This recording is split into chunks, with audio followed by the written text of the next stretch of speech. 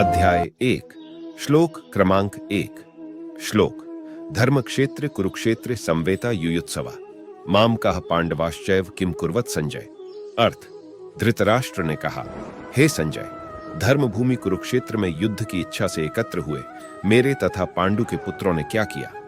भगवद्गीता एक बहुपठित आस्तिक विज्ञान है जो गीता महात्म्य में सार रूप में दिया हुआ है।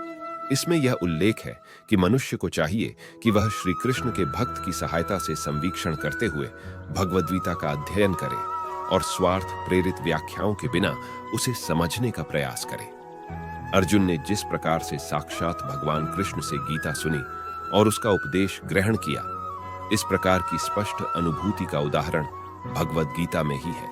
यदि उसी गुरु परंपरा से निजी स्वार्थ से प्रेरित हुए बिना किसी को भगवद्गीता समझने का सौभाग्य प्राप्त हो तो वह समस्त वैदिक ज्ञान तथा विश्रव के समस्त शास्त्रों के अध्ययन को पीछे छोड़ देता है। पाठक को भगवद्गीता में न केवल अन्य शास्त्रों की सारी बातें मिलेंगी, अपितु ऐसी बातें भी मिलेंगी जो अन्यत्र कहीं उपलब्ध नहीं है। यही गीता का विशिष्ट मानदंड है। स्वयं भगवान श्री कृष्ण द्वारा साक्षात उच्चरित होने के कारण यह पूर्ण आस्तिक विज्ञान है। महाभारत में वर्णित धृतराष्ट्र तथा संजय की वार्ताएं इस महान दर्शन के मूल सिद्धांत का कार्य करती हैं। माना जाता है कि इस दर्शन की प्रस्तुति कुरुक्षेत्र के युद्ध स्थल में हुई, जो वैदिक युग से पवित्र तीर्थ स्थल रहा है। इसका प्रवचन भगवान द्वारा मानव जाति के पथ प्रदर्शन हेतु तब किया गया जब वे इस लोक में स्वयं उपस्थित थे। धर्मक्षेत्र शब्द सार्थक है क्योंकि कुरुक्षेत्र के युद्ध स्थल में अर्जुन के पक्ष में श्री भगवान स्वयं उपस्थित थे। कौरवों का पिता धृतराष्ट्र अपने पुत्रों की विजय की संभावना के विषय में अत्यधिक संदिग्ध था। अतः इसी संदेह के कारण उसने अपने सचिव से पूछा। उन्होंने क्या किया?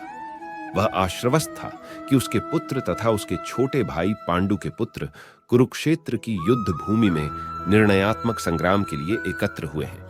फिर भी उसकी जिज्ञासा सार्थक है। वह नहीं चाहता था कि भाइयों में कोई समझौता हो, अतः वह युद्ध भूमि में अपने पुत्रों की नियति, भाग्य, भावी के विषय में आश्वस्त होना चाह रहा था। चूंकि इस युद्ध को कुरुक्षेत्र में लड़ा जाना था, जिसका उल्लेख वेदों में स्वर्ग के निवासियों के लिए भी तीर्थ स्थल के रूप में हुआ है, अतः धृतराष्ट्र अत्यंत भयभीत था कि इस पवित्र स्थल का युद्ध के परिणाम पर न जाने कैसा प्रभाव पड़े। उसे भली भांति ज्ञात था कि इसका प्रभाव अर्जुन तथा पांडु के अन्य पुत्रों पर अत्यंत अनुकूल पड़ेगा, क्योंकि स्वभाव से वे सभी पुण्यात्मा थे। संजय श्री व्यास का शिष्य था, अतः उनकी कृपा से संजय धृतराष्ट्र ने उससे युद्ध स्थल की स्थिति के विषय में पूछा। पांडव तथा धृतराष्ट्र के पुत्र दोनों ही एक वंश से संबंधित हैं, किंतु यहां पर धृतराष्ट्र के वाक्य से उसके मनोभाव प्रकट होते हैं। उसने जानबूझकर अपने पुत्रों पर धृतराष्ट्र के वाक्य से उसके मनोभाव प्रकट होते हैं।